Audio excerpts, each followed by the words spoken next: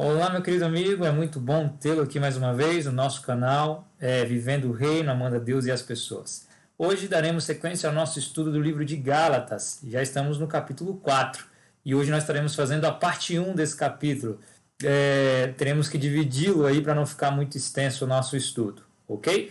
O último estudo foi Gálatas capítulo 3, estivemos vendo ali a tensão do que Paulo começa a falar nos seus escritos, do que é lei e do que é a graça. Não que Paulo seja contra a lei, mas ele está colocando a graça no seu lugar e a lei no seu lugar. A lei tem o seu objetivo, a graça tem o seu objetivo. Somos justificados unicamente pela graça em Cristo Jesus, pela salvação de Cristo. E é o que Paulo está dizendo em suas cartas. Então, ele não está abolindo a lei ou deixando ela de lado, mas ele apenas está colocando a lei no seu devido lugar. Naquela época, acreditava-se que pela lei as pessoas então iriam obter a justificação. Mas Paulo então está fazendo um argumento contra esse pensamento. E esse é um fator principal para entendermos o que Paulo está falando em suas cartas. Ok? Então, capítulo 4 de Gálatas hoje. Não esqueça aí de deixar o seu like, né, se você gostar do vídeo, também de se inscrever no nosso canal. Hoje também é um dia de culto de oração. Então não esqueça também de deixar o seu pedido aí de oração e ao final desse vídeo nós estaremos orando por esses pedidos também, tá bom? Que Deus nos conduza nesse estudo e que possa ser uma bênção também para as nossas vidas. Nesse momento, então, eu te convido para que juntos possamos orar, né, pelo estudo da palavra de Deus, para que o Santo Espírito nos ilumine. Vamos orar então? Obrigado, Senhor, pelas bênçãos que o Senhor derrama sobre as nossas vidas e nós te louvamos porque o Senhor é o doador da graça, da vida e de tantas outras bênçãos que o Senhor derrama sobre nós. Nos guie nesse estudo, que teu Santo Espírito nos ilumine, é o que nós te pedimos por Cristo Jesus. Amém. Ok, amigo, vamos ao capítulo 4 então de Gálatas. E aqui no capítulo 4 ele se inicia da seguinte forma: digo, pois, que durante o tempo em que o herdeiro é menor, em nada difere de escravo, posto que ele é senhor de tudo, mas sob tutores e curadores até o tempo predeterminado pelo Pai. Paulo ele vai usar, vamos dizer assim, algumas linguagens alegóricas ou simbólicas, tanto no início do seu capítulo, quanto na parte final do capítulo, que depois nós vamos ver ali que ele fala sobre as duas alianças de Sara, né, e Agar, que são ali as duas alianças que ele fala de forma alegórica. Essa vai ser a segunda parte da próxima quarta-feira que nós estaremos estudando. Então, o que Paulo quer dizer com essa linguagem? Se você voltar ao capítulo 3, nós vamos ver que Paulo ele vai usar uma linguagem um pouco parecida, que ele fala ali sobre a lei, sobre tutor, né, sobre o aio. Então, ele está dizendo que a lei, ali no capítulo 3, tinha uma validade, um tempo pré-determinado. Assim como um tempo pré-determinado para que acontecesse o cumprimento da promessa de Cristo Jesus, a sua morte na cruz, ressurreição e o envio do Espírito Santo. Então, quando Paulo fala que o herdeiro é menor, em nada se difere do escravo, ele está falando um pouquinho sobre essa relação agora entre nós, antes de conhecer esse evangelho e depois de conhecer o evangelho. E também com a relação que o povo tinha com a lei antes da cruz, né? E a relação que agora vai ter depois da cruz. Como nós falamos várias vezes durante o estudo do livro de Gálatas, antes da cruz do Calvário não havia salvação, havia apenas a promessa dessa salvação. Então, Paulo está querendo falar um pouco sobre essa questão também no início aqui do capítulo 4 de Gálatas. Então, qual era o papel da lei antes da cruz? O papel da lei era algo duro, disciplinar, ela apenas batia, mas agora ela vai ter um papel diferente. E há um papel também diferente nessa aliança também que está acontecendo. Quando nós vemos aqui que ele diz, ele é senhor de tudo, mas nada difere do escravo, porque ele está sob tutores e curadores. Pessoas que vão estar cuidando dele, né? Até mesmo se os pais vierem a morrer, é ele que vai cuidar de tudo, né? Da sua, enfim, do que ele precisa receber, né? Até ele ter uma maioridade, que ele consiga administrar tudo que ele tem também. Então o verso 3 diz assim, antes de ir para o verso 3 ele fala, até o tempo predeterminado pelo Pai. Capítulo 3 a gente viu essa linguagem ali acontecendo, né? um tempo pré-determinado. Jesus veio, morreu na cruz do Calvário e se iniciou uma nova era dentro desta aliança. Assim também nós, quando éramos menores, estávamos servilmente sujeitos aos rudimentos do mundo, vindo, porém, à plenitude do tempo, Deus enviou seu Filho, nascido de mulher, nascido sob a lei. E aqui ele fala não só a lei apenas como ligado apenas aos 10 mandamentos, mas é uma menção, né, ao Pentateuco, às leis que existiam, que se pedia, né, com a questão tanto de condenação e assim por diante. Então, quando ele fala que, vindo à plenitude do tempo, Deus enviou o seu Filho, cumpriu a promessa, para resgatar o que estavam sob a lei, sob a condenação da lei, a fim de que recebêssemos agora a adoção de filhos. Então, ele faz uma comparação entre a vida de uma pessoa que é de menor, ok? Até ela chegar à plenitude, à maturidade, à maioridade, para receber, então, essa promessa, para receber o que é dele de direito.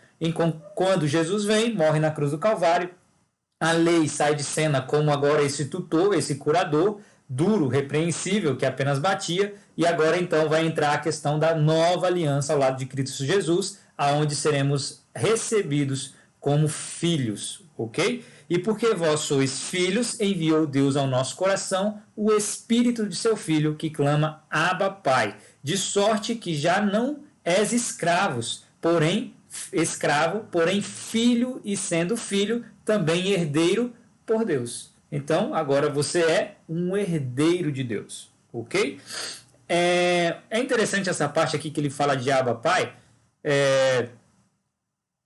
no original, enfim, Pai, né? Perdão, nós vamos ver aqui essa linguagem, né, dentro de Gálatas também.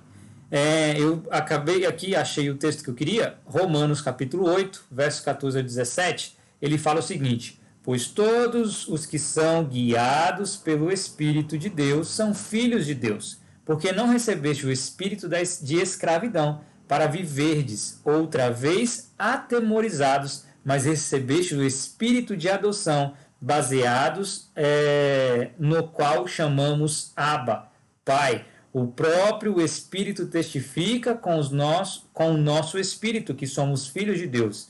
Ora, se somos filhos, somos também herdeiros, herdeiro de Deus e co-herdeiros com Cristo. Se com ele sofremos, também com ele seremos glorificados.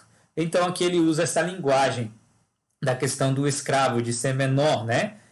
Até a gente chegar na maioridade e receber essa herança, ok? Uma linguagem ali que ele acaba fazendo de forma alegórica, simbólica, né? Como se fosse uma parábola. E aqui no verso 8, ele vai falar um pouquinho agora de uma forma mais dura aos Gálatas. Ele faz essa introdução, começa a explicar, e é interessante que ele usa agora a palavra escravo, e ele vai dar sequência nesse pensamento. E o verso 8 diz assim: outrora, porém, não conhecendo a Deus, servíeis a deuses que, por natureza, não o são. Mas agora que conheceis a Deus, logo, se eles praticavam essas, como é que se diz? Se eles faziam isso, né, praticavam isso, logo eles estavam debaixo da condenação e eram escravos. Mas agora que conheceis a Deus, ou antes, sendo conhecidos por Deus, como estáis, sendo conhecidos por Deus, como estáis voltando outra vez aos rudimentos fracos e pobres, aos quais de novo quereis ainda escravizar-vos? Na segunda parte de Gálatas, nós vamos ver um pouco dessa questão da parte de menos glória, ou fraco, vamos dizer assim, e a glória futura que estaria acontecendo pós-morte de Cristo Jesus, ressurreição e o envio do Espírito Santo, como a gente já viu essa linguagem até mesmo em Romanos. Então ele fala, mas agora que conheceis a Deus, ou antes sendo conhecidos por Deus, como estáis voltando outra vez aos rudimentos, vocês já são filhos de Deus. Vocês já foram adotados como filhos de Deus. Vocês já receberam essa herança. Por que vocês estão voltando para trás? Ou seja, por que vocês estão voltando, então, e rejeitando essa maravilha e essa bênção que vocês já receberam por causa de Cristo Jesus? E é interessante quando ele fala essa questão de estar voltando à escravidão. Então eles estavam se tornando mais uma vez escravos e voltando aos rudimentos fracos e pobres, aos quais, de novo, quereis ainda escravizar-vos.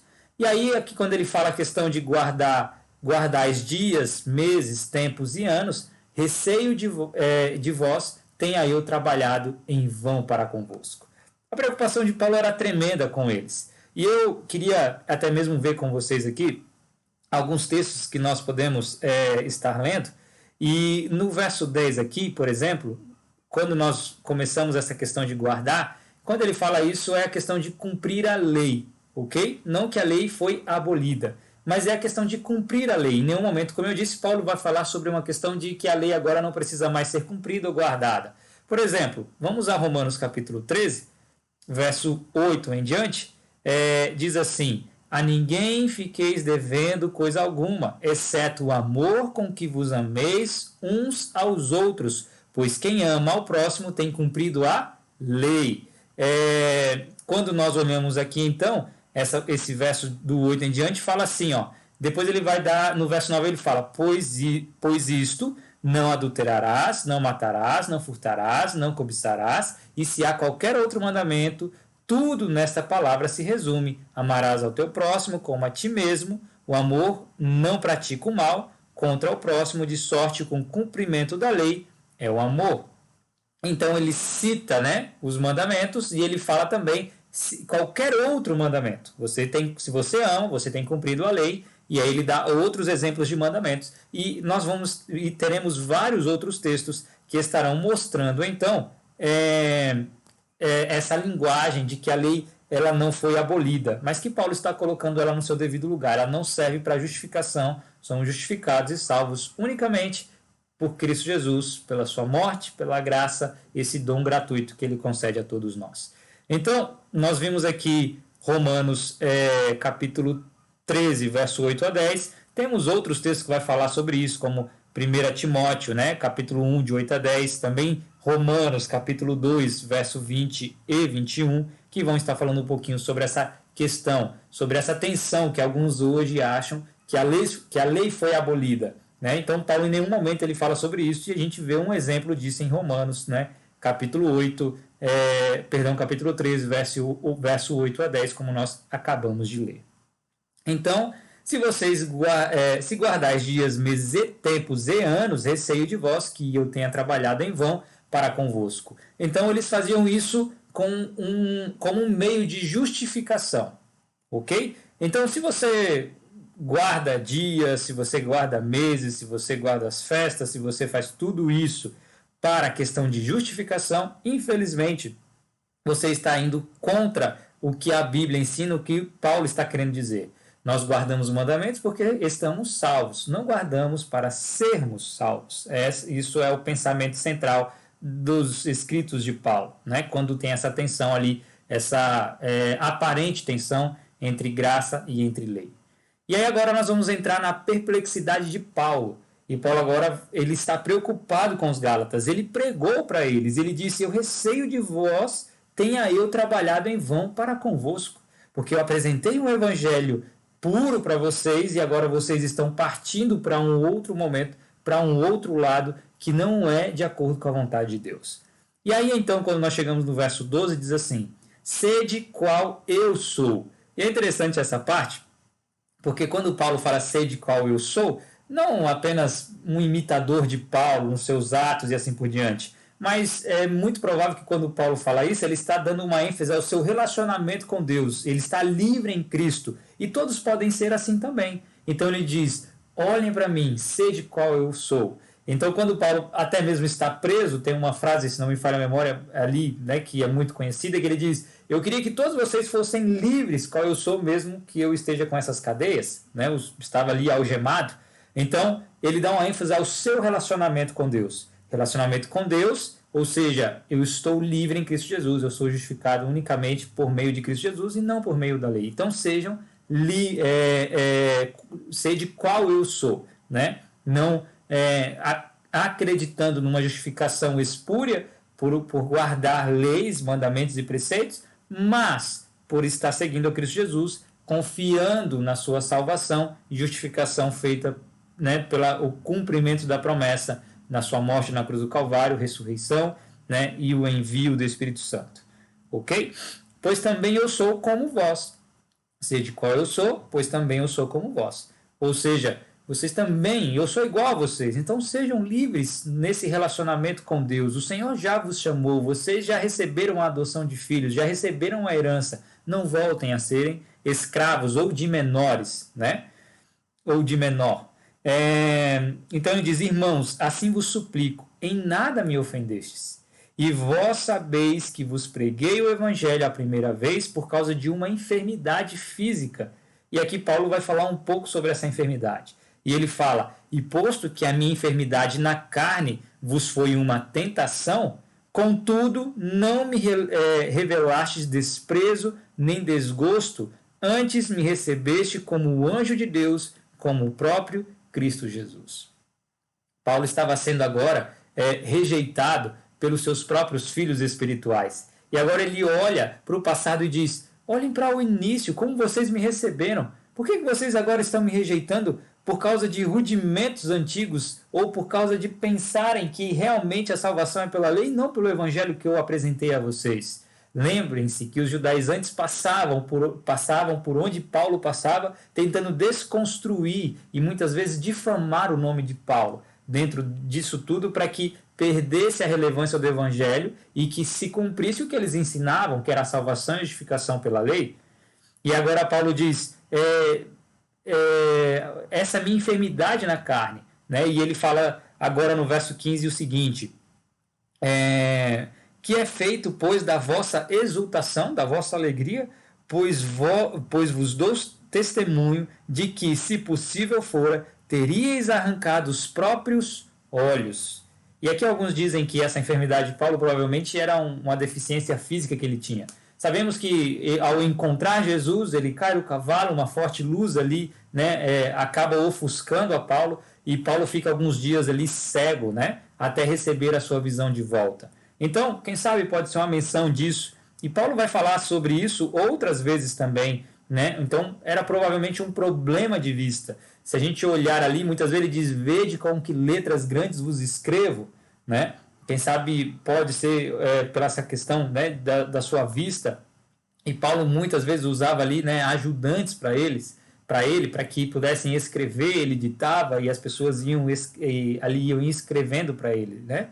Então, a gente pode ver isso também em Atos capítulo 23, verso 3. Deixa eu só achar esse texto aqui e a gente dá continuidade. Atos 23, verso 3. Só um minuto.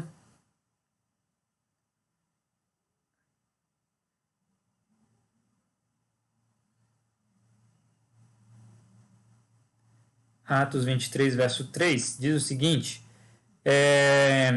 Então lhe disse Paulo, né? Deus há de ferir-te, parede branqueada, tu que está aí sentado para julgar-me segundo a lei, contra a lei mandas agredir-me. Paulo é levado então ao sinédrio, ali, né, o próprio sacerdote, o sumo sacerdote estava falando com ele, e ali ele acaba se exaltando um pouco, uma pessoa vem, né, ele fala algumas coisas, dá um tapa em Paulo, e Paulo agora fala essa frase para o sumo sacerdote. E o verso 4 diz, os que estavam ao seu lado disseram, está injuriando o sumo sacerdote de Deus? Respondeu Paulo, não sabia, irmãos, que ele é sumo sacerdote, porque está escrito, não falarás mal a uma autoridade do seu povo. Então, Paulo não reconheceu que era o sumo sacerdote, ele apenas viu, quem sabe, um vulto branco ali, e ali então ele diz, né, Deus há de ferir-te, parede branqueada, porque você está me golpeando, apenas estou dando aqui, como é que se diz? Apenas estou dando aqui a razão da minha fé e você então vem me ferir. E aí Paulo acaba dizendo essa frase, né? Então alguns dizem que essa enfermidade de Paulo provavelmente era um problema de visão, uma deficiência física. Então ele diz aqui, o que aconteceu com vocês? Vocês me receberam muito bem, como se eu fosse um anjo de Deus. Se possível, vocês teriam arrancado seus próprios olhos para me dar, para que eu pudesse então ficar curado dessa enfermidade. E ele fala assim, verso 16, tornei-me porventura vosso inimigo por vos dizer a verdade, por apresentar esse evangelho, e agora fala o que vos obsequiam, não o fazem sinceramente, o que vos agradam, o que vos enganam, não fazem de forma sincera, mas querem afastar-vos de mim, para que o vosso zelo seja em favor deles. Então, infelizmente, era essa tensão que Paulo tinha com alguns judaizantes ali que tentavam, infelizmente, destruir o trabalho que Paulo fazia. Então, Paulo tinha essa tensão constantemente, e os Gálatas eram filhos espirituais dele. E Paulo começa a lutar contra isso. E a gente vê, quem sabe, nas palavras de Paulo, muitas vezes aqui a perplexidade dele, quem sabe chega a beirar o desespero de Paulo. E ele fala o seguinte, eles querem afastar-vos de mim, para que eles possam se vangloriar no próprio zelo. Né? Então, havia esse pensamento. E o verso 18 diz, é bom ser sempre zeloso pelo bem, e não apenas quando estou presente convosco. Façam a mesma coisa não só quando eu estiver com vocês. Então, quando Paulo estava presente, eles agiam de uma forma. Quando Paulo não estava, eles agiam de outra forma. E Paulo, então, escreve uma carta, porque naquele momento ele não podia estar presente. Então, acabava tendo essa falsidade, muitas vezes, por parte dos seus próprios filhos espirituais, para você ver como que era forte esse evangelho espúrio que era pregado, esse evangelho anátema, como nós lemos no capítulo 1 de Gálatas. Eles estavam conseguindo, muitas vezes, eles conseguiram jogar os filhos espirituais de Paulo contra ele, né? E Paulo começa a tentar convencer aos seus filhos de que esse evangelho é um evangelho espúrio, o evangelho verdadeiro era exatamente aquele que ele havia apresentado a eles no início, quando eles creram. E ele fala, não seja zeloso apenas quando eu estiver presente convosco. O verso 19 fala, meus filhos, por quem de novo sofro as dores de parto, até ser Cristo formado em vós. Que texto bonito, né? Paulo se preocupava com seus filhos. Ele não apenas ia lá, apresentava o evangelho, logo depois ele abandonava eles para que eles se virassem e viessem a viver esse evangelho de qualquer forma, mas Paulo discipulava os seus filhos, ele ensinava a eles, ele se preocupava com eles até a última instância. Ele, se possível, caminhava, e quando ele não podia estar presente, enviava suas cartas, enviava alguma recomendação, alguma repreensão. Ele sentia realmente como um pai. E ele diz, eu sofro de novo as dores de parto, assim como eu sofri no início, para que eu pudesse ver Cristo Jesus sendo formado em vocês, para que vocês aceitassem a Cristo. E ele diz, agora eu vejo isso sendo destruído, e eu sofro até ser Cristo formado em vós novamente. Queridos, verso 20 diz, pudera eu estar presente agora convosco, e falar-vos em outro tom de voz, porque me vejo perplexo a vosso respeito. Paulo encerra aqui a primeira parte que nós estaremos fazendo. Perdão, Paulo encerra aqui essa parte do seu texto, que vai do verso 12 ao verso 20. E a gente também estaremos encerrando nesse momento essa primeira parte de Gálatas para estarmos entrando na quarta que vem, na segunda parte do estudo de Gálatas. Queridos, Paulo então se vê perplexo com o que estava acontecendo. E ele fala, eu me vejo perplexo a vosso respeito, porque eles estavam abandonando a Cristo Jesus. E essa tensão não existe só hoje. Muitas vezes conhecemos a Cristo através desse evangelho maravilhoso, essa graça maravilhosa, e muitas vezes somos tentados a acharmos que o que nós fazemos, como fazemos, é que realmente nos tornará justo perante Deus, quando na verdade é pelo que nós aceitamos. Nós guardamos a lei porque somos salvos, e não o contrário disso. Somos salvos unicamente pela graça em Cristo Jesus. Aqui nós encerramos e vimos hoje que Paulo em nenhum momento está falando que a lei foi abolida, mas ele está colocando a lei no seu devido lugar. A questão de cumprir a lei, de amar a Deus e amar ao próximo, amar a Deus e amar o seu próximo, é resumido os 10 mandamentos em 2 blocos. Os 4 primeiros, você ama a Deus, você é um relacionamento direto com Deus, e os outros 6 é amar ao próximo, é um relacionamento direto com o seu próximo. E Paulo fala sobre isso, nós lemos ali Romanos capítulo 13, verso 8 a 10. E aqui Paulo se vê perplexo, porque vê os seus filhos espirituais se desviando de uma verdade a qual ele havia pregado, a qual eles haviam entendido. Mas infelizmente essas pessoas chegaram até eles e começaram a desvirtuar esse evangelho a qual Paulo havia apresentado anteriormente de forma primária. A gente deve a cada dia tomar cuidado, porque nós conhecemos a Cristo, e se não estivermos firmes em Deus, se não estivermos firmes exatamente em conhecer a sua palavra, muitas vezes seremos levados, como a própria palavra diz, muitas vezes por qualquer vento de doutrina. Queridos, que a cada momento possamos entender que a nossa salvação ela é única, exclusiva em Cristo Jesus. Não existem meios de salvação. Existe apenas um meio de salvação. E esse meio de salvação é em Cristo Jesus. Você não guarda o sábado, você não vai à igreja, você não faz qualquer outra coisa para ser salvo, você faz isso porque você já está salvo. Isso faz parte da aliança com Cristo Jesus. Você entra pela graça e permanece fazendo e vivendo de acordo com a vontade de Deus, e não de acordo com a sua vontade, e não de acordo com qualquer outra coisa.